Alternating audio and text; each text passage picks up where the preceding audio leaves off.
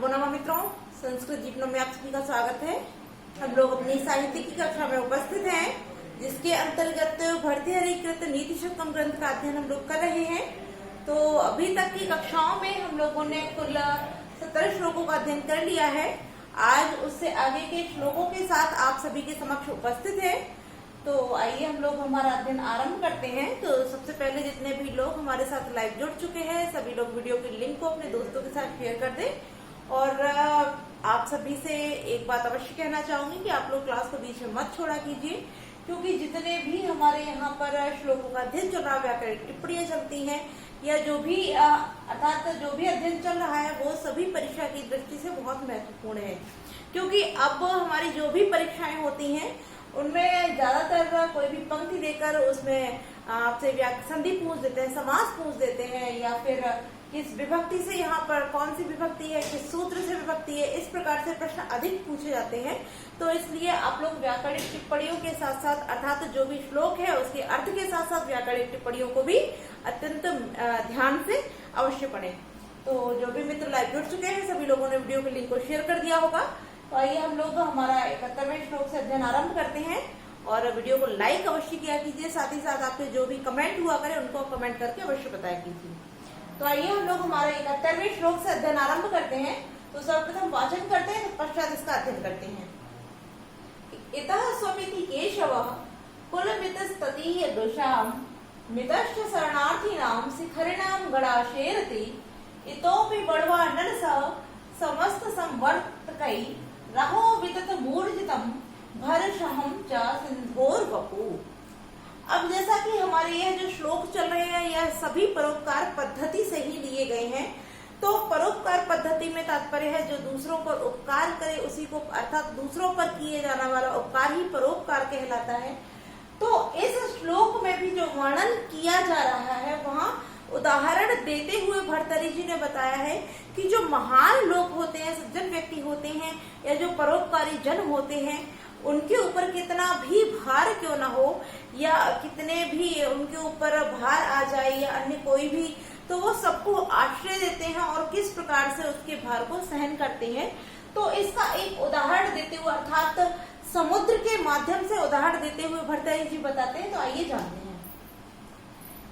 कि इतः माने एक ओर या इधर, स्वपिति माने सोते हैं, केशव माने केशव, केशव अर्थात भगवान विष्णु। जैसा कि हम सभी जानते हैं कि जो भगवान विष्णु है, उनका जो अर्थात जो उनकी शेष सैया है, हम सभी जानते हैं कि क्षीर सागर में वास करते हैं और क्षीर सागर में ही शेषनाग के सैया पर भगवान विष्णु शयन करते हैं, अर्थात निवास करते हैं। तो वही बताते हुए कहा जा रहा है कि इतः माने इधर, केशव माने केशव तात्पर्य भगवान विष्णु, स्वपिति माने सोते हैं, कि एक ओर तो भगवान विष्णु सोते हैं समुद्र के अंदर। क्योंकि यहाँ समुद्र का दृष्टांत दे करके ही भर्तृहरि जी बताते हैं कि जो विशाल हृदय वाले लोग होते हैं, वो किस प्रकार से अपने हृदय में सभी समस्त जनों को उसमें स्थान देते हैं। और कहते हैं फिर आगे, कुलमृतस्तदीय दुषाम। अब जैसे कुलम हम इसको अलग करेंगे तो फिर बचेगा इतः। तो इतः माने इधर, और सा को विसर्ग हो जाएगा, तो इतः माने इधर, तदीय माने उनके, दुषा माने शत्रुओं का, कुलम माने समूह, और कुलम माने समूह नहीं, सॉरी वंश, कि कुल माने उनका वंश।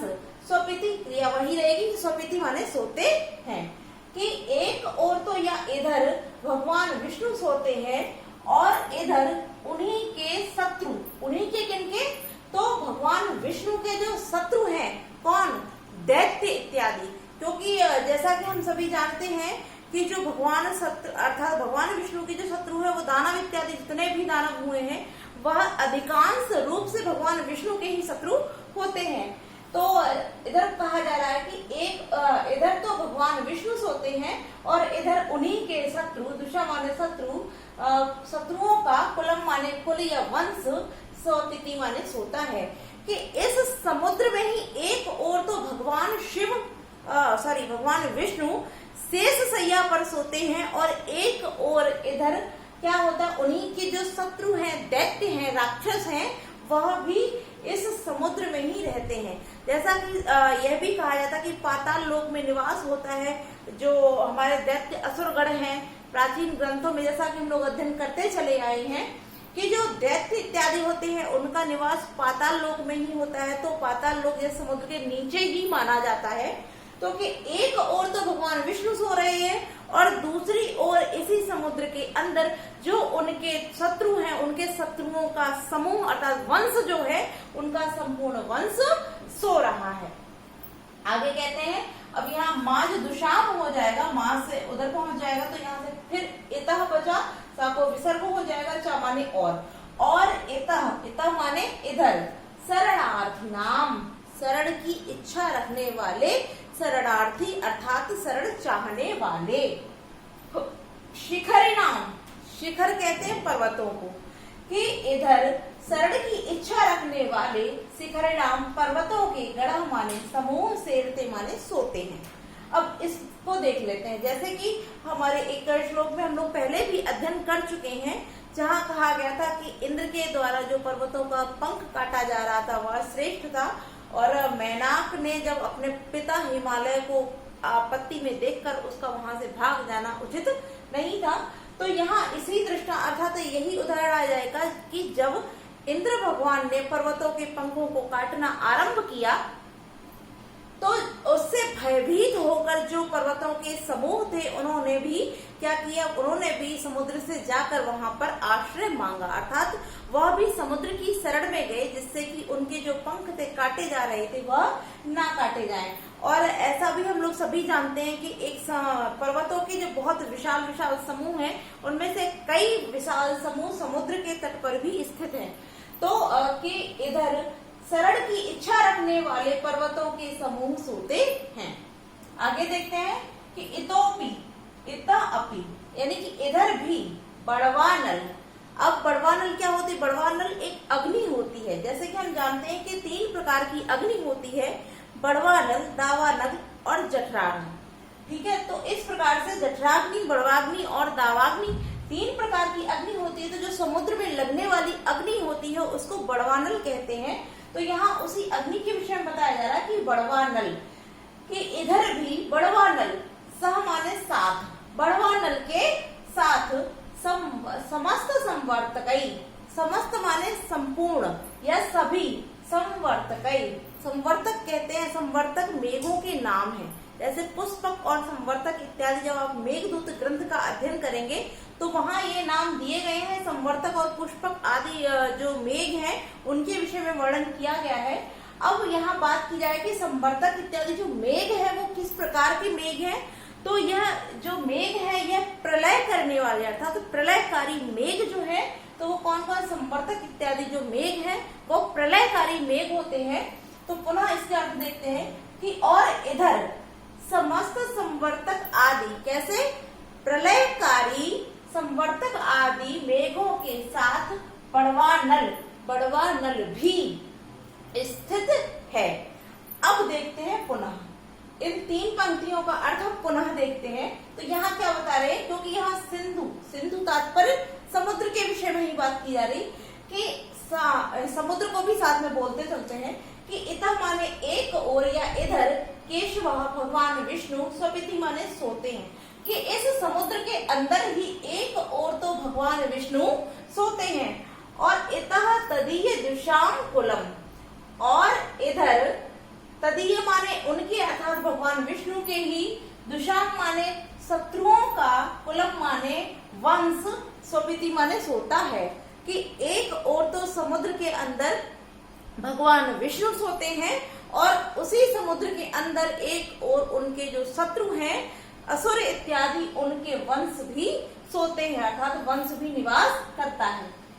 इधर और इधर शरण की इच्छा करने वाले अर्थात शरण चाहने वाले शरणार्थी, शिखरिणाम पर्वतों का गढ़ माने समूह भी, सेरते माने सोता है। और एक और क्या होता है कि जो शरण की इच्छा रखने वाले पर्वतों के समूह थे, ऐसे पर्वतों के समूह भी उसी समुद्र के अंदर सोते हैं। आगे कहते हैं कि इतोपि, इधर भी समस्त संवर्तक इत्यादि प्रलयकारी मेघों के, सह माने साथ। अब यहाँ क्योंकि समस्त संवर्तक ही सह दिया है तो यह संयुक्त अप्रधान सूत्र से तृतीया हो गई है, तो इसीलिए संवर्तक ही है, रा यहाँ कर दिया, इसको विसर्ग आदेशित हो जाएगा। तो कि समस्त संवर्तक इत्यादि प्रलयकारी मेघों के साथ बड़वा नल भी स्थित है। अब देखिए यहाँ समुद्र के अंदर कितनी चीजों को बता दिया गया है। एक और तो भगवान विष्णु हो गए, दूसरे उनके शत्रु हो गए, तीसरे जो पर्वतों के जिन्होंने शरण की इच्छा की ऐसे पर्वतों के समूह हो गए, और चौथा कौन, बड़वाग्नि। किंतु किसके साथ, प्रलयकारी संवर्तक आदि पर्वतों के साथ बड़वाग्नि भी वहां वास करती है।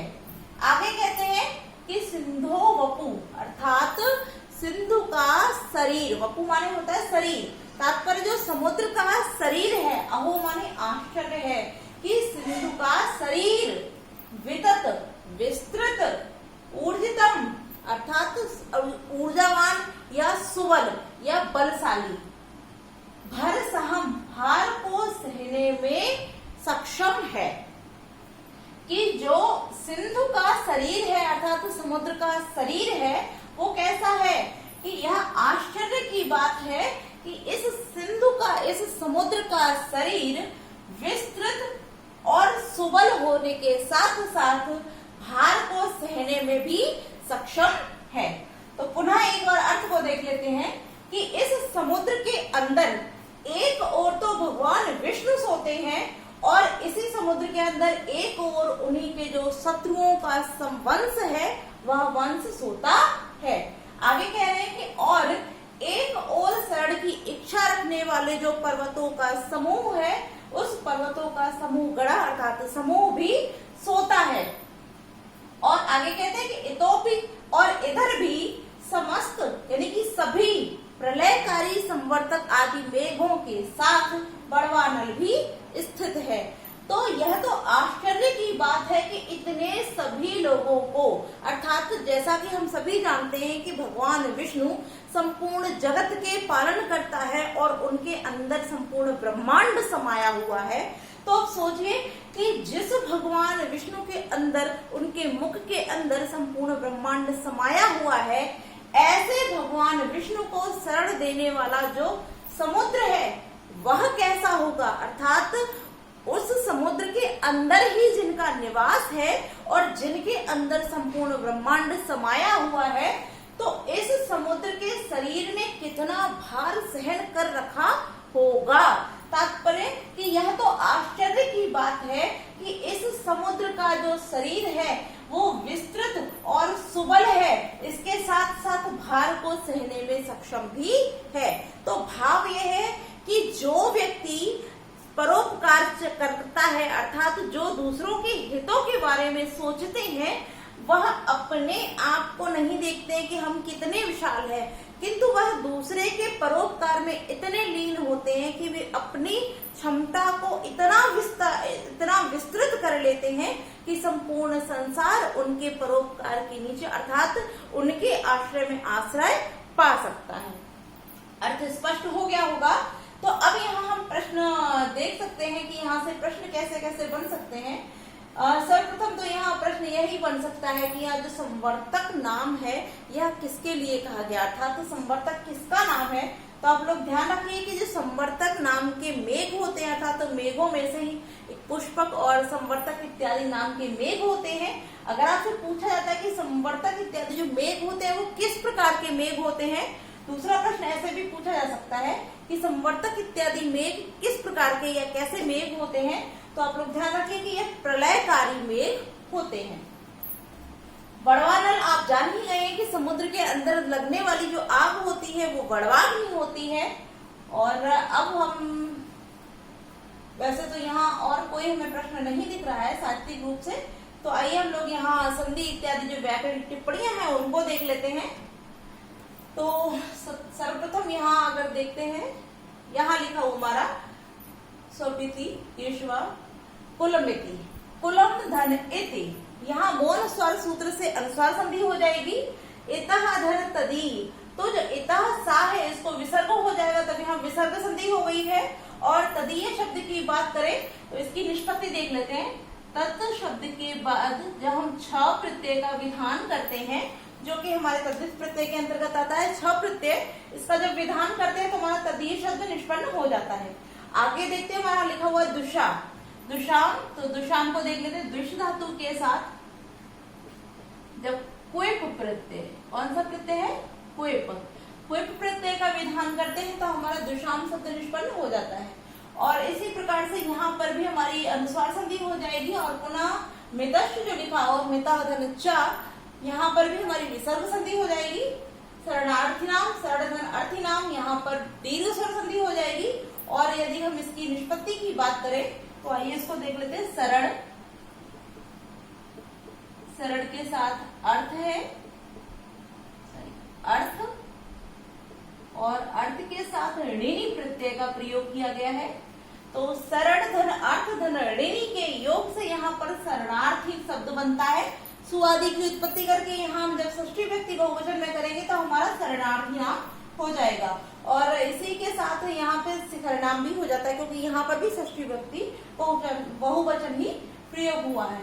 इतो धन अपि, यहाँ पर भी हमारी विसर्ग संधि हो जाएगी। आगे देखते हैं, इसका हमने अध्ययन कर ही लिया है, क्योंकि यहाँ सह के योग में साहित्य अप्रधान से संवर्तकई में तृतीय बहुवचन हो गया है, तृतीय व्यक्ति है, क्योंकि यहाँ मेघों की एक मेघ नहीं कई मेघों के विषय में बात की जा रही है, इसलिए यहाँ तृतीय व्यक्ति बहुवचन हो जाएगा। आगे देखते हैं, यहाँ पर हमारा आगे लिखा हुआ है, इसमें समास और देख लेते हैं। जैसे समस्त संवर्तकई जो शब्द है, तो समस्त संवर्तका, समस्त संवर्तकई, तब यहाँ पर कर्मधारय समास हो जाता है। विततम ऊर्जितम अनुस्वार संधि है। सिंधो वपु, सिंधु धन वपु, यहाँ पर भी हमारी विसर्ग संधि हो जाती है। तो इस प्रकार से इस श्लोक में व्याकरणिक टिप्पणियां हो गई। अब हम बात करते हैं यहाँ छंद की। तो इस श्लोक में 71वें श्लोक में जो छंद है वो पृथ्वी छंद है, और पृथ्वी छंद का जो लक्षण इत्यादि था वो पहले हम लोग जान चुके हैं। तो केवल इतना ही हम रखते हैं कि यहाँ पृथ्वी छंद है। अगर हम अलंकार की बात करते हैं तो इस श्लोक में अप्रस्तुत प्रशंसा अलंकार प्रयोग किया गया है, क्योंकि यहाँ पर सज्जनों को प्रस्तुत न करके उनकी प्रशंसा कही गई है उदाहरणों के द्वारा। इस कारण यहाँ पर अप्रस्तुत प्रशंसा अलंकार प्रस्तुत है। तो आइए, हम लोगों ने हमारा जो 71वां श्लोक था इसका संपूर्ण अध्ययन कर लिया है। अब हम बढ़ते हैं हमारे 72वें श्लोक की ओर। तो इसका भी वाचन कर लेते हैं। जात पूर्व स एक पृथुभुवन भरायर्पितम येन पृष्ठम श्लाघ्यम जन्म ध्रुवस्य भ्रमति नियमितम यत्र तेजस्वी चक्रम संजात व्यर्थ पक्षा परहित करणे नो परिष्टान चाधो ब्रह्मांडो दुम्बरान मशक वद परे जंतव जात नष्टः। अब यहाँ पर भी क्योंकि परहित अर्थात परोपकार के ही विषय में बात की जा रही है, तो इस श्लोक के माध्यम से भर्तृहरि जी कहते हैं कि जिस व्यक्ति ने अगर अपने जीवन में कभी भी परोपकार नहीं किया तो ऐसे व्यक्ति का जन्म लेना ही व्यर्थ है। जिस व्यक्ति ने कभी दूसरे के हित के बारे में सोचा नहीं, कभी दूसरे का हित किया नहीं, तो ऐसे व्यक्ति का जन्म लेना या ना लेना एक समान है, अर्थात उसका जन्म होना ना होना कोई मायने नहीं रखता है। तो आइए जानते हैं कि किस प्रकार से उदाहरण देते हुए भर्तृहरि जी समझाते हैं। आइए देखते हैं कि जाता माने जन्म लेना, पूर्व माने कछुए का, सा एका, सा माने वही, एका माने एक, कि वह एक पूर्व माने कछुए का ही जात माने जन्म प्रसिद्ध है। किसका? जैसे कि हम लोग जानते हैं किस कछुए की बात की जा रही है। तो अगर हम लोग हमारे पुराणों की ओर बढ़ते हैं, क्योंकि कछुए की बात कही जा रही है कि उस पर एक ही कछुए का जन्म लेना प्रसिद्ध है, तो हमारे जहन में जैसे ही हम कछुए की बात करते हैं तो हमारे मस्तिष्क में एक ही वृत्तांत आता है। जब समुद्र मंथन होता है तो उस समय जो कछुआ था उसी की पीठ पर रख करके तब समुद्र मंथन किया जाता है। तो इस कारण यहाँ जो पूर्व है अर्थात जो कछुआ है उससे तात्पर्य उसी दृष्टांत का है। तो आइए दृष्टांत को बाद में जानेंगे, पहले अर्थ को जान लेते हैं। कि जाता माने जन्म लेना, पूर्व माने कछुए का, सा एक अर्थात एक उस कछुए का ही जन्म लेना प्रसिद्ध है। ये न माने जिसने प्रथु भुवन भराय अर्पितम पृष्ठम। प्रथु माने होता है भारी या मोटा, किंतु यहाँ जो अर्थ दिया है वो महान से दिया गया है। कि जिसने पृथु माने महान, भुवन माने पृथ्वी या भवनों के भाराय माने भार के लिए, अर्पितम माने अर्पित कर दिया है, पृष्ठम माने पीठ को, कि उस एक ही कछुए का जन्म लेना प्रसिद्ध है जिसने महान पृथ्वी के भार के लिए अपनी पीठ को अर्पित कर दिया। अब यहाँ अर्पित कर दिया क्योंकि हम सभी जानते हैं जब समुद्र मंथन हुआ था तो उस समय जो सुमेरु पर्वत को राई बनाकर रखा गया था वो उस कछुए की पीठ पर ही रखा गया था। तो यहाँ क्योंकि कछुए ने अपनी पीठ को दूसरे कार्य के लिए अर्पित किया, इस कारण इसने कछुए ने क्या किया कि अपने जीवन को दांव पर लगाकर भी दूसरों के हितों की रक्षा की, अर्थात दूसरे के हितों के बारे में सोचा। तो क्यों? क्योंकि यहाँ परोपकार से संबंधित हो जाने के कारण ही, यहाँ परोपकार करने के कारण ही इस कछुए का जो जन्म है वो प्रसिद्ध है, कि इस एक ही कछुए का जन्म लेना प्रसिद्ध है जिसने महान पृथ्वी के भार के लिए पृष्ठम माने पीठ को, अर्पितम माने अर्पित कर दिया। आगे देखते हैं, श्लाघ्यम माने प्रशंसनीय है, जन्म ध्रुवस्य, ध्रुव का जन्म भी प्रशंसनीय है, यत्र माने जिसके, नियमित रूप से, तेजस्वी चक्रम, तेज युक्त, चक्र कहते हैं तारों को, के तेज से युक्त तारे, यत्र माने जिसके, नियमित रूप से चारों ओर भ्रमति माने घूमते हैं, कि उस ध्रुव का जन्म भी प्रशंसनीय है जिसके चारों ओर नियमित रूप से तेजस्वी तारे भ्रमति माने घूमते रहते हैं। आगे देखते हैं कि संजात व्यर्थ पक्ष, संजात माने जन्म लेना, व्यर्थ पक्ष व्यर्थ है, किसका? परहित करणे, जो दूसरे के हित अर्थात जो दूसरे का हित नहीं कर सकता, ऐसे मनुष्य का जन्म लेना व्यर्थ है। आगे कहते हैं ना उपरिष्टात्, अब यहाँ अगर हम संधि विच्छेद करेंगे तो उपरिष्टात् ना धन उपरिष्टात् धन न हो जाएगा, ना धन उपरिष्टात् गुण संधि हो जाएगी आद्गुणा सूत्र से, और उपरिष्टात् धन ना, तब यहाँ पर हमारी जो है पर सवर्ण संधि हो जाएगी। तो इस प्रकार से यहाँ, और आगे चा धन अधव, तो चा अधव यहाँ पर भी दीर्घ संधि है, अका सवर्ण दीर्घ से। तो पहले अर्थ देख लेते हैं, संजात माने जन्म लेना व्यर्थ है, किसका? जो दूसरे के हितों को नहीं करता, अर्थात जो दूसरे के हितों को नहीं करता है, ऐसे जो तात्पर्य जो परोपकार नहीं करता, सीधे सीधे बात करें तो जो परोपकार नहीं करता है, ऐसे मनुष्य का जन्म लेना बेकार है। ना माने नहीं, उपरिष्टात् माने ऊपर जाता है, चा माने और, ना माने नहीं, अधः माने नीचे, और जो ना ऊपर जाता है ना नीचे। कहने का भाव है कि यदि हम ऊपर और नीचे की बात करें तो इन दोनों उदाहरणों से ही जोड़कर करेंगे।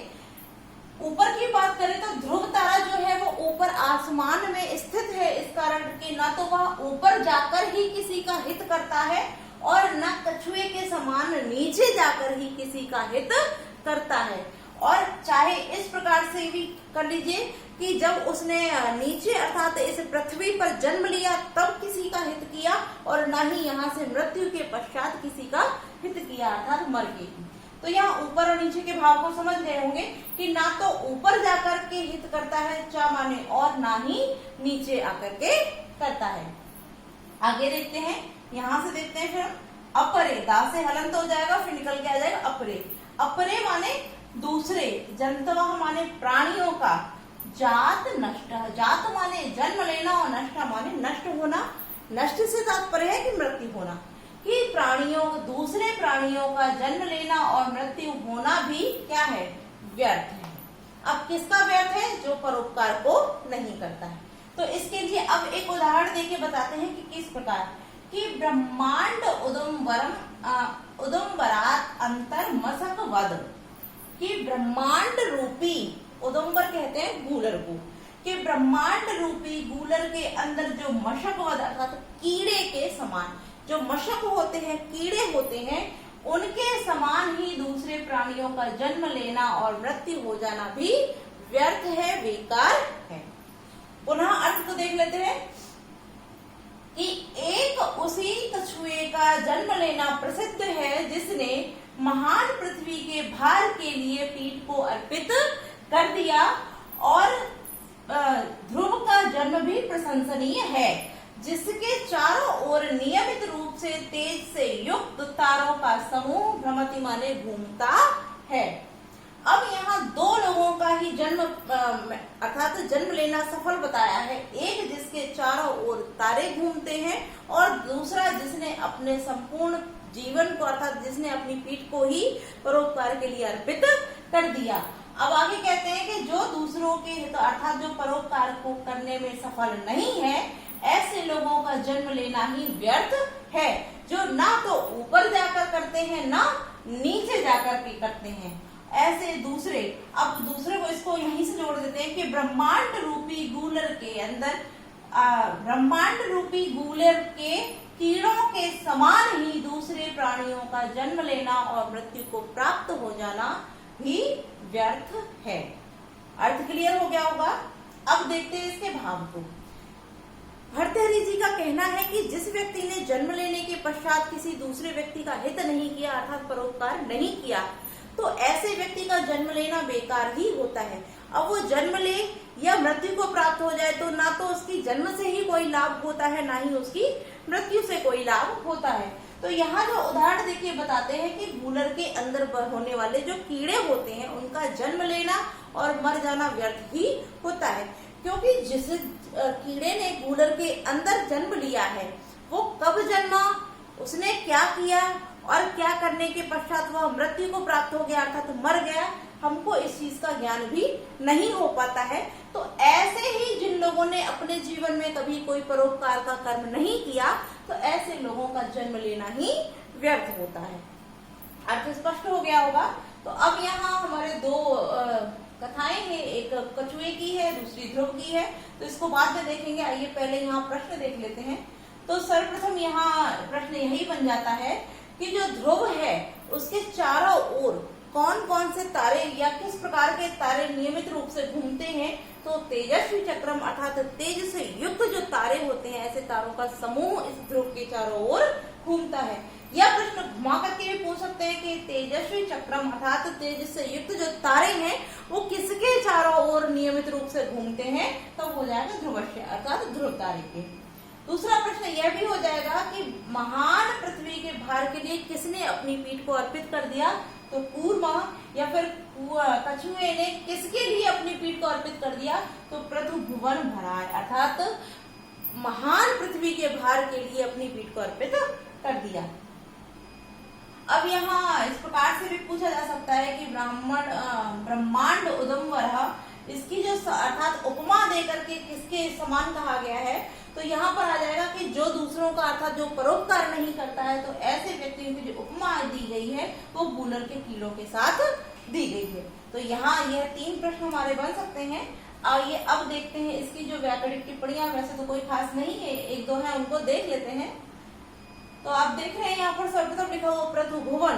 तो पृथु भुवन अर्थात यहाँ पर भुवन की विशेषता महानता बताई जाने के कारण यहाँ पृथु भुवन में कर्मधारय समास हो जाएगा।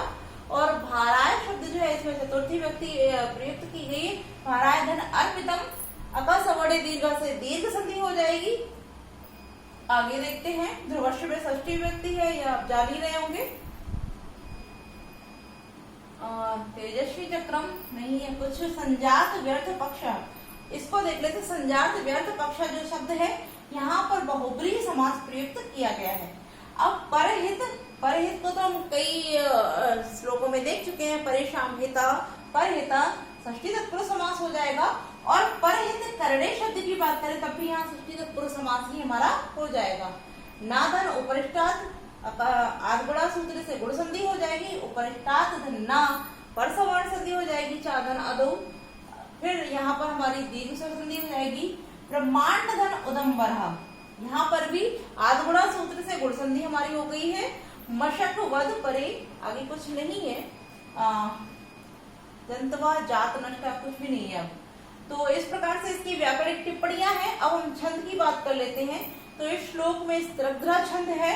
और यदि हम अलंकार की बात करें तो यहाँ हमारे दो शब्द दिए हैं, जैसे ब्रह्मांड उदुम्बरः, तो ब्रह्मांड रूपी गूलर, तो ब्रह्मांड रूपी गूलर होने के कारण अर्थात यहाँ पर ब्रह्मांड के रूप अर्थात ब्रह्मांड रूपी गूलर बताए जाने के कारण इसमें रूपक अलंकार हो जाएगा ब्रह्मांड उदुम्बरमय।